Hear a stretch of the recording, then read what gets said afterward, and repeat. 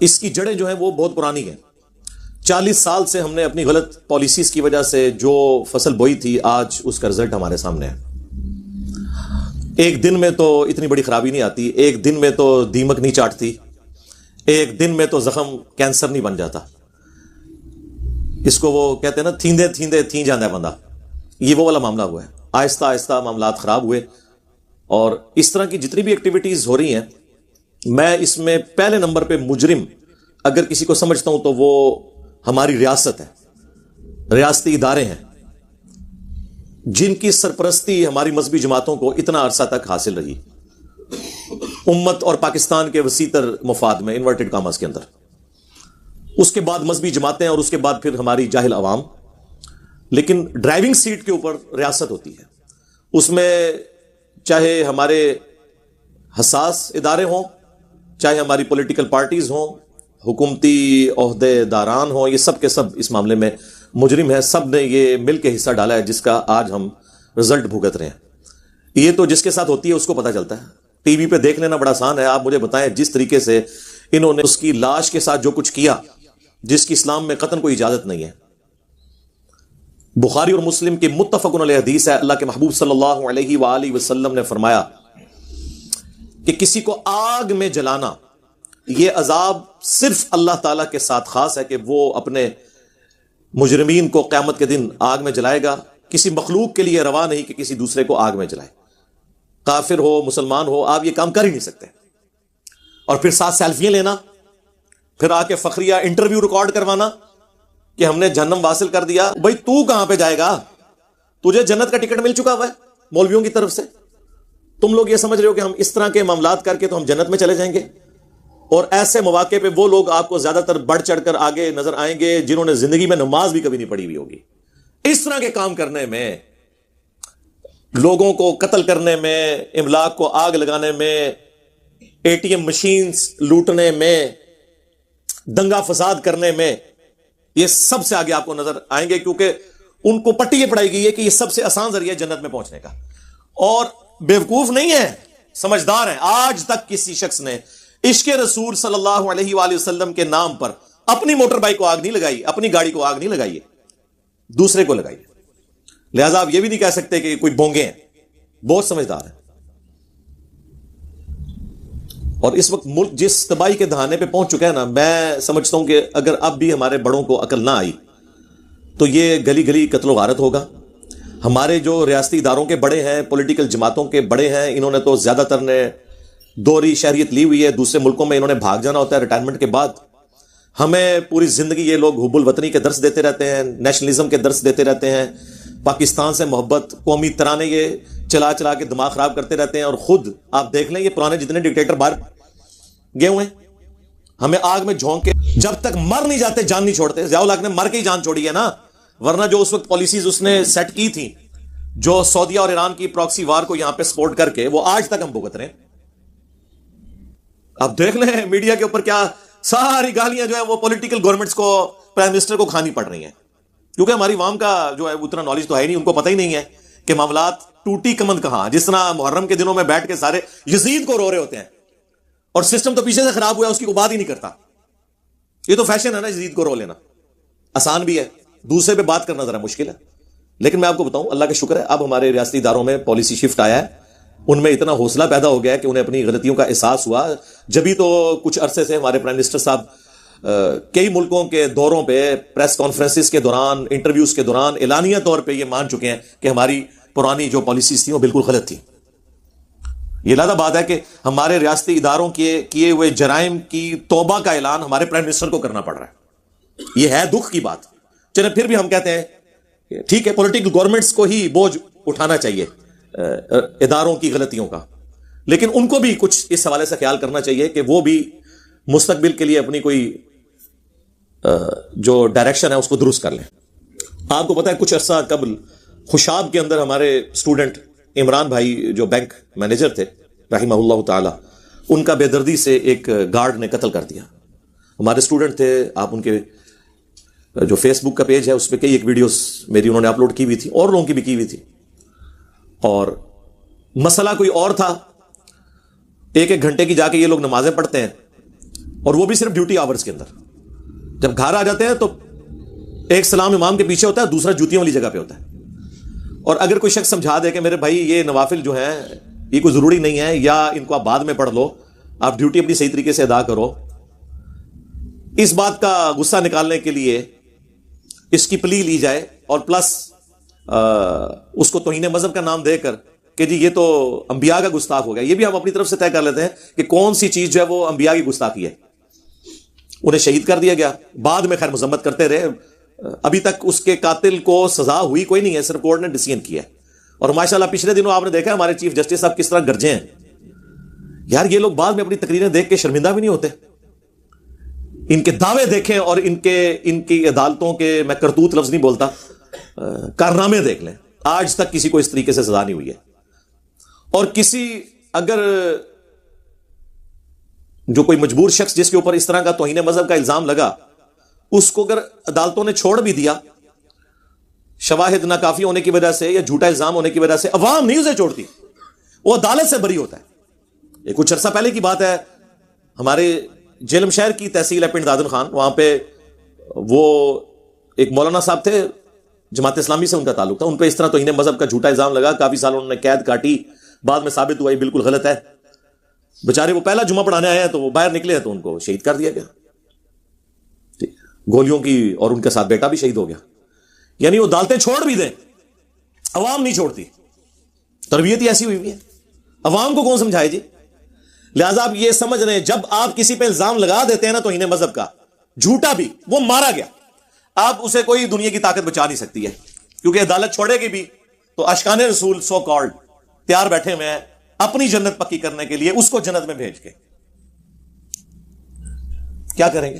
اچھا ایک بات میں اس میں ضرور کر دوں, جو ایک جرت والی بات ہے, پاکستان میں جو یہ توہین رسالت کا, یا بعد میں بزرگوں کا بھی آگے سے 295C ہے, A ہے, B ہے, یہ جو قوانین ہے نا جی, ان میں ایک شک ضرور ایڈ ہونی چاہیے. ہمارے علماء کا کام ہے, ہمارے پولیٹیشینز کا, ریاستی اداروں کے ہیڈز کا, میں ان کو مشورہ دوں گا کہ اس میں شک شامل کریں کہ اگر کوئی شخص دانستہ یا غیر دانستہ گستاخی کر بیٹھے, دانستہ تو کوئی نہیں, سوچ بھی نہیں سکتا, غیر مسلم بھی کوئی سوچے گا اس ملک کے اندر, مسلمان تو چھوڑ دیں آپ, تو اس میں ایک شک ایڈ کریں کہ اگر وہ معافی مانگتا ہے جوڈیشری میں پیش ہونے سے تو اسے معاف کر دیا جائے. یہ لازم بات ہے, عوام نہیں معاف کرے گی, لیکن معافی کی شک 295C میں ایڈ کرنا ضروری ہے, ادروائز مصیبت کھڑی ہو جائے گی. میں آپ کو یہ بتا رہا ہوں کہ یہ اس کا کوئی اینڈ نہیں ہوگا. میں 295C کے خلاف نہیں ہوں, لیکن جو کچھ وہ ہے اس کے حق میں بھی اس طرح نہیں ہوں جب تک کہ اس کے اندر یہ معافی کی شک شامل نہیں کی جاتی. سورۃ الفرقان کی آیت نمبر 17 میں اللہ تعالیٰ نے فرمایا اگر کوئی شرک سے بھی توبہ کر لے ہم اس کے گناہوں کو نیکیوں سے بدل دیں گے. تو سر شرک تو اللہ کو گالی دینا ہے. سورہ مریم میں نہیں آیا کہ جو اللہ کے لیے بیٹا تجویز کرتا ہے قریب آسمان پھٹ پڑے, زمین شک ہو جائے, پہاڑ ریزہ ریزہ ہو جائے, ان دعوا للرحمن ولدا, کہ انہوں نے رحمان کے لیے بیٹا تجویز کیا. تو جب اللہ کو گالی دینے سے دنیا میں اگر مرنے سے پہلے توبہ کر لیں تو معافی ہو جاتی ہے, تو اگر کسی اور ہستی کی کوئی توہین کر لیتا ہے, گالی لیول تک تو کوئی جائے گا نہیں, جو آپ کے ذوم میں ہے, جو آپ ایک دوسرے کو بھی گستاخ سمجھتے ہیں, تو اس میں معافی پیش کیے. یہ کرنے کا کام, نہ کہ یہ کہ فتوے لگا کے اس کے پیچھے پڑ دیں اور اس کی زندگی جو ہے وہ اجیرن بنا دی جائے, اس کی نسلوں کی زندگی اجیرن بنا دی جائے. تو یہ سوچنے کی ہمیں ضرورت ہے. بس میں تو اس چیز کو ہائی لائٹ ہی کر سکتا تھا. میں پرائم منسٹر صاحب سے ریکویسٹ کروں گا, آرمی چیف سے, اور ہمارے چیف جسٹس صاحب جو آج خود نوٹس لینے والے ادارے میں اس وقت سب سے بڑی پوسٹ کے اوپر ہیں, میں ان سے کہوں گا کہ آپ لوگ ان سارے مولویوں کو گن پوائنٹ پہ کرنا پڑتا ہے, گن پوائنٹ پہ کریں, اخلاق سے مانتے ہیں اخلاق سے منوائیں, ان کو لا کے ٹی وی پہ بٹھائیں, ان کے بڑوں کو, یہ چھوٹے چھوٹی جو شرلی ہیں نا ان کی نہیں میں بات کر رہا, یہ جو سارے بڑے جو میں کہہ رہا ہوں نا, ان کو بٹھائیں, یہ خود بول کے کہیں, کیا بولیں میں سٹیٹمنٹ میں لکھ کے دوں گا. یہ بنو امیہ کی چالیں جہاں پہ ختم ہوتی ہیں وہاں سے ہماری عقل سٹارٹ ہوتی ہے. یہ آپ لوگوں کو تو چار لیں گے, آپ کو تو لگے انہوں نے مذمت کیا ہے لیکن مذمت نہیں کی ہوگی, وہ بات کو اس طرح ٹویسٹ کریں گے کہ آپ کو سمجھ نہیں آئے گی کہ کیا کر رہے ہیں. وہ سٹیٹمنٹ میں لکھ کے دوں گا. ان سے یہ کہیں کہ یہ جو کچھ ہوا ہے, جن لوگوں نے کیا ہے یہ قتل کیا, ان کو اس کے بدلے میں سرے عام قتل کیا جائے. پلس آج تک جتنے لوگوں نے کسی گستاخ کو, جینون گستاخ کو بھی ماورائے عدالت ایکسٹرا جوڈیشل مرڈر کیا ہے, چونکہ اسلام کے روح سے ایکسٹرا جوڈیشل مرڈر کرنا, ماورائے عدالت قتل کرنا حرام ہے, لہذا ان سارے لوگوں کو قتل کیا جائے اور ان لوگوں کی پھانسیاں جسٹیفائی ہوں. ہاں جی کرن گے, وہ ایتے غائبانہ نماز جنازہ پڑھتے رہے انہوں لوگوں دے اپنے جنازے تسی پڑھ رہے ہو کیونکہ آپ سارے ایک دوسرے کو کافر سمجھتے ہیں. کیا بریلوی اہل حدیثوں کو گستاخ رسول نہیں سمجھتے؟ تو سارے اہل حدیثوں کی لاشیں اسی طرح جلیں گی اگر بریلویوں کی حکومت آ گئی. یہ بات یاد رکھیے گا. اور سارے بریلوی جتنے بھی ہیں ان کو اہل حدیث کیا مشرک نہیں سمجھتے؟ تو اگر اہل حدیثوں کی حکومت آ گئی تو ان بریلویوں کی لاشیں آپ کو آگ میں جلتی نظر آئیں گی. یہ میری بات آپ نوٹ کر لیں. یہ ایک دوسرے کو مسلمان نہیں سمجھتے, آپ کو دھوکہ دیتے ہیں.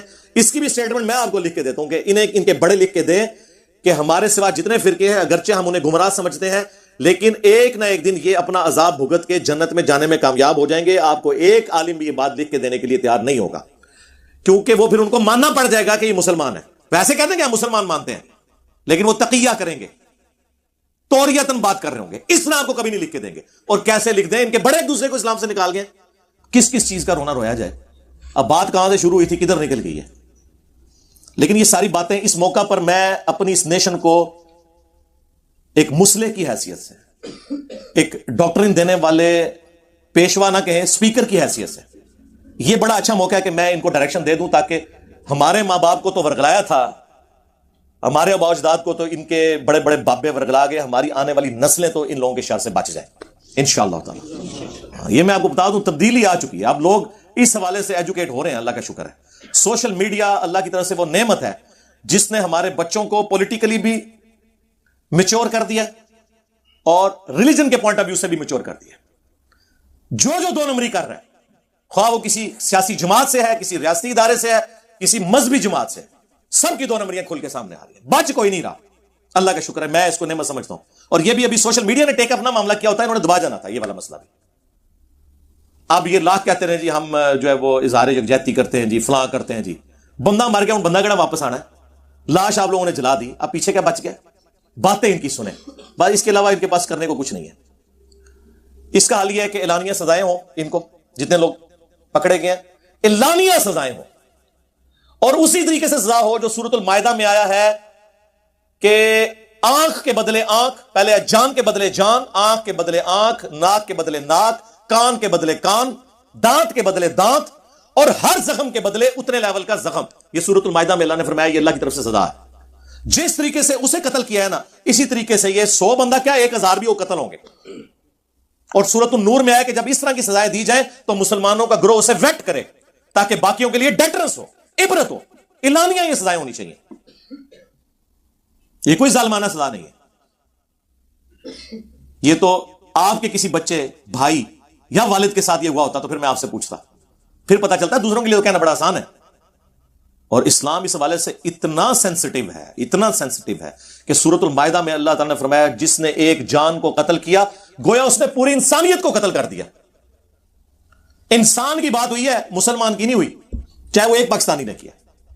اور پھر ساتھ ہے جس نے ایک انسان کی جان بچائی گویا اس نے پوری انسانیت کی جان بچا لی. اور اس کا کلائمیکس وہ سورہ البقرہ کی آیت ہے, وَلَكُمْ فِي الْقِصَاصِ حَيَاةٌ يَا أُولِي الْأَلْبَابِ لَعَلَّكُمْ تَتَّقُونَ. اے لوگو, اے عقل والو, قصاص میں پوری انسانیت کی زندگی چھپی ہوئی ہے تاکہ تم تقوی اختیار کر سکو, ڈر جاؤ. باقی جرائم میں تو اللہ نے کہا کہ معاف کرو, معافی کی روش اختیار کرو, اللہ بدلہ دے گا. لیکن قتل کے بدلے میں اللہ نے ڈسکریج کیا ہے کہ اس کے بدلے دیت نہ لی جائے, معافی نہ کی جائے, اگرچہ جائز ہے ایز اے لاسٹ ریزارٹ. کہا گیا وَلَكُمْ فِي الْقِصَاصِ, قتل کے بدلے قتل کرنے میں پوری انسانیت کی زندگی چھپی ہوئی ہے. کیونکہ قتل کے بدلے قتل ہوگا. آپ مجھے بتائیں اگر یہ قتل کے بدلے قتل کر کے عبرتناک سزا دی جائے اس طرح کے لوگوں کو تو آندہ کچھ سوچے گا بھی؟ لوگوں کو پتا ہوتا ہے جناب کام ڈالو, اپنی جنت بھی پکی, اپنے پچھلوں کی دنیا بھی پکی, مرنے کے بعد بازار آپ کا بنے گا, اس پہ چندے آئیں گے, آپ کی نسلیں سنور جائیں گی, اور آپ کے جنازے میں لاکھوں لوگ شریک ہوں گے. جی نہیں ہوتے لاکھوں لوگ شریک؟ ہاں, یہ ہماری حالت ہے. تو یہ تو آپ سمجھ لیں دنیا اور آخرت انورٹڈ کاما میں سنوارنے کا ایک ذریعہ بن چکا ہے ان لوگوں کا. صحیح بخاری میں ہے سیدنا عمر فاروق رضی اللہ تعالیٰ عنہ کو ایک ناحق قتل کی خبر پہنچی. آپ نے اس میں فرمایا کہ اگر یہ پورا علاقہ بھی اس قتل میں شریک ہوا میں سب کو قتل کروا دوں گا. اور اس کو سپورٹیو روایت ہے, اگرچہ اس کی سند کمزور ہے, لیکن اس بخاری کی حدیث کی وجہ سے میں اس حدیث کو صحیح سمجھتا ہوں جو جامعہ ترمذی میں موجود ہے کہ اگر زمین و آسمان کی ساری مخلوقات مل کے ایک مسلمان کو قتل کرتے یا ایک انسان کو قتل کر دیں، اللہ اس چیز کی پرواہ نہیں کرے گا، اللہ تعالیٰ پوری کائنات کو جہنم میں پھینک دے گا. اللہ کو کوئی پرواہ نہیں، اللہ کے نزدیک انسانی جان کی یہ قدر ہے. بخاری اور مسلم دونوں میں حدیث ہے قیامت کے دن سب سے پہلے قتل کے مقدمے کا فیصلہ ہوگا. حقوق اللہ میں سب سے پہلے نماز کا فیصلہ ہوگا جو ابو داؤد میں حدیث ہے، لیکن حقوق العباد کے معاملے میں پہلے قتل کا فیصلہ ہوگا، اور یہ حدیث بخاری مسلم میں. پھر جامعہ ترمذی میں سنن ابی داؤد کے اندر حدیث موجود ہے کہ قیامت والے دن قاتل اپنے مقتول کو پیشانی کے بالوں سے گھسیٹتا ہوا اللہ کے عرش کے پائے کے پاس پہنچ جائے گا، اس حال میں کہ اس کی رگوں سے خون بہ رہا ہوگا، اور کہے گا یا اللہ اس نے مجھے دنیا میں قتل کیا تھا، آج مجھے بدلہ چاہیے کہ اس نے میری جان کیوں لی تھی. اور سنن نسائی میں تو آگے الفاظ ہیں اے حکمرانوں کسی کے ناحق قتل پر مدد نہ کرو دوسرے کی، یہ بھی الفاظ موجود ہیں. پھر جامعہ ترمذی کے اندر، سنن ابی داؤد کے اندر، سنن ابن ماجہ میں موجود ہے کہ ایک مسلمان کی حرمت کعبے کی حرمت سے بھی زیادہ ہے. ظاہر ہے کہ پھر یہ والے معاملات تو ہوں گے نا. سنن ابی داؤد میں حدیث ہے کہ یا اللہ قیامت کے دن شرک کو معاف نہیں کرے گا یا کسی مومن کے قتل ناحق کو معاف نہیں کرے گا. اچھا، بعض لوگوں کے دماغ میں خیال آ رہا ہوگا کہ زیادہ تر تو مسلمان کے قتل کے بارے میں ہے، تو قرآن سے تو میں نے انسانیت کا قتل پڑھا. لے لیں آپ یہ بھی پکی پھر لے لیں، صحیح بخاری میں حدیث ہے جس نے ایک ذمی کافر کو قتل کیا جو ٹیکس پیئر تھا، یعنی وہ جزیہ دے کر یا اس کے ساتھ معاہدہ تھا، وہ رہ رہا تھا مسلمان ریاست میں اور ہے کافر تھا، جس نے اسے قتل کیا، بخاری کے الفاظ ہیں کہ قیامت والے دن وہ جنت کی خوشبو بھی نہیں پائے گا، حالانکہ جنت کی خوشبو 40 سال کی مسافت سے آ رہی ہوگی. کیونکہ قیامت کا دن قرآن میں ہے نا 50,000 سال کا دن ہے، تو وہ 50,000 سال میں سے جب 40 سال رہ جائیں گے نا تو جنت کی خوشبو آنا شروع ہو جائے گی جنہوں نے جنت میں جانا ہوگا. لیکن اس مسلمان کو جس نے ناحق ایک کافر کو قتل کیا ہوا اسے خوشبو بھی نہیں آئے گی، یعنی مراد کیا، اس پہ جنت حرام. لہذا یہ کان کھول کے سن لیں، اور یہ وہ ساری آیتیں اور حدیثیں ہیں جو ہمارے میڈیا پہ چلنی چاہیے. یہ تو مسلمان کو قتل کر رہے ہیں. آج پاکستان میں ایک مسلمان کو ہندو عیسائی سے خطرہ نہیں ہے، دین پہ بولتے ہوئے مسلمان سے خطرہ ہے. مجھے بتائیں، آپ کسی ہندو کو دین کی دعوت دیں، آپ کو یہ خطرہ نہیں ہوگا پاکستان میں کہ وہ آپ کو مارے گا، لیکن کسی مسلمان کو اس کے مسلک کے خلاف قرآن و سنت جسے وہ خود بھی مانتا ہو دکھائیں تو آپ کو یہ ڈر لگا دے گا کہ یہ تو پھڑکا دے گا مجھے. اس لیے تو آپ کے جو بھی علماء ہیں دوسرے ملکوں میں جا کے نہیں بیٹھے ہوئے. جاوید احمد غامدی صاحب، ٹھیک ہے مجھے بھی ان سے علمی اختلاف ہے، لیکن کیا ان کو حق نہیں کہ اپنا پوائنٹ آف ویو بیان کریں؟ اور جب اس ملک میں چشتی رسول اللہ پارٹی والے اوپنلی تبلیغ کر رہے ہیں اور اپنے اس بابے کا رد کرنے کے لیے تیار نہیں ہے، اشرف علی تھانوی رسول اللہ پارٹی والے اوپنلی تبلیغیں کر رہے ہیں اور ان کا رد کرنے والا کوئی تیار نہیں، تو غامدی رسول اللہ تو نہیں اس نے پڑھوایا ہوا، ان کو نہیں حق کہ اپنا پوائنٹ آف ویو رکھیں؟ تو دیکھ لیں بیچارے پہلے ملیشیا تھے اب امریکہ میں. یہ حالت ہے، یہاں سے لوگوں کو ملک چھوڑ کے جانا پڑ جاتا ہے. یہاں تو مسلمانوں کی جان محفوظ نہیں ہے، غیر مسلموں کو تو آپ چھوڑ دیں. اچھا، اکثر آپ کو یہ بھی کہتے ہوئے ہمارے مسلمان بھائی نظر آئیں گے اسلام بڑا اچھا دین ہے، مسلمان برے ہیں. وہ ایک کہانی بند کرو، یہ دھوکے دینے بند کرو، خدا دا ناچے. کوئی بھی درخت اپنے پھل سے پہچانا جاتا ہے. یہ کافروں کو قائل کر سکتے ہیں کہ اسلام بڑا اچھا دین ہے، وہ کہیں گے اچھا اتنا چنگا ہے، پوری دنیا کی زندگی اجیرن بنا دی ہوئی ہے مسلمانوں نے. ہم کہیں گے نہیں یہ تو اسلام کے ریپرزینٹیٹو نہیں ہے جی، یہ چند ایک لوگ ہیں. او بھائی آپ کے ہی لوگ ہیں. جب تک ہم خود مثالی مسلمان نہیں بنتے، جب مسلمان کے شر سے ڈر رہا ہے کہ مجھ پہ توہین مذہب کا الزام دوسرا مسلمان نہ لگا دے، ہم کافر کو کس منہ سے کہیں گے کہ بھائی جی آپ اسلام قبول کریں، دیکھیں اسلام بڑا اچھا دین ہے، مسلمان برے ہیں. یہ جذباتی جملے ہیں میرے بھائی، آپ کی کسی نے نہیں ماننا. جب تک آپ پریکٹیکلی ثبوت نہیں دیں گے کہ واقعی اسلام اچھا دین ہے، اور اتنا اچھا دین ہے کہ ماشاءاللہ کوئی مسلمان چلنے کے لیے تیار نہیں ہو رہا، اتنا چنگا دین ہے اور پوری دنیا کو اس پہ چلوانے کے لیے تیار ہو رہا ہے، تو اس میں اسلام کا کوئی قصور نہیں ہے. یہ بات ٹھیک ہے مسلمانوں کا ہے، لیکن مسلمان بھی کس منہ سے پھر جا کے غیر مسلموں کو اسلام کی طرف بلائیں گے؟ وہ تو آپ کو کہیں گے یہاں تو مسلمان محفوظ نہیں، ان کو ہم یہاں پناہ دے رہے ہیں، اور تم ہمیں کہہ رہے ہو اسلام قبول کرو تو امن میں آ جاؤ گے. اسلام کا تو مطلب ہی امن ہے دنیا اور آخرت میں. واہ واہ واہ. وہ کہیں گے یہ امن ہے کہ آپ کے سارے مولوی مسلمانوں کے شر سے بھاگ کے ہمارے پاس بنا لیے میں اے جی امن تھوڑا کر لو گل. یہ کہانیاں بند کرو. کبوتر کی طرح آنکھیں بند کرنے سے کچھ نہیں ہونا، بلی غائب کوئی نہیں ہونی. آنکھیں بند کریں، تھوڑی دیر میں آپ کی گردن مروڑ دے گی، اور جس طرح اس وقت مروڑی جا چکی ہے. پاکستان میں اکثریت کا حال کیا ہے وہ آپ کے سامنے ہے. اس ملک کے حالات کے بارے میں دعائی کی جا سکتی ہے، اور یہ ہر بندے کی انڈیویجول کی ذمہ داری ہے کہ دوسرے کو ایجوکیٹ کرے کہ ان لوگوں کے ان نرغوں میں نہ ہو، یہ آپ کو کسی اور طرف لے جائیں گے. انہوں نے آپ کی دنیا تو برباد کرنی ہے، آخرت بھی برباد کر دینی ہے. اور پریکٹیکلی آپ دیکھ رہے ہیں کہ آخرت انہوں نے برباد کر دی ہوئی ہے، چھوڑا تو کچھ نہیں ہمارا. تو چھوٹی چھوٹی باتوں کو گستاخ رسول کا نام دے کے توہین مذہب کا نام دے کے اپنی ایکٹیویٹیز پرفارم کرتے ہیں۔ آخر میں پرائم منسٹر صاحب سے اور آرمی چیف سے اور ہمارے چیف جسٹس صاحب ہیں ان سے ریکویسٹ کروں گا، ہوش کے ناخن لیں۔ یقیناً میری بدگمانی ہے آپ ساروں کے بارے میں، حسن ظن تو نہیں کرنا چاہیے کہ آپ لوگوں نے تو ریٹائرمنٹ کے بعد یہاں سے نکل جانا ہے، ہمیں اس آگ میں نہ جھونک کے جائیں اور منطقی انجام تک اس معاملے کو پہنچائیں، سرعام ان کو سزائیں دی جائیں تاکہ ہماری آنے والی نسلیں اس شر سے محفوظ ہو سکیں انشاءاللہ تعالی۔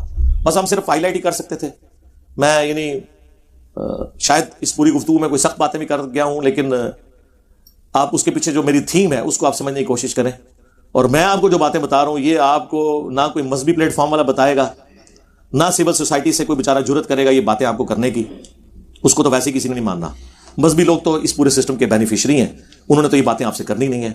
میں نے کوشش کی ہے کہ مختصر وقت میں جو اپنا درد دل تھا وہ آپ لوگوں کے سامنے رکھ دوں۔ صلو علی محمد و آل محمد، اللہم صلی علی محمد و علی آل محمد و اصحاب محمد اجمعین الی یوم الدین، آمین۔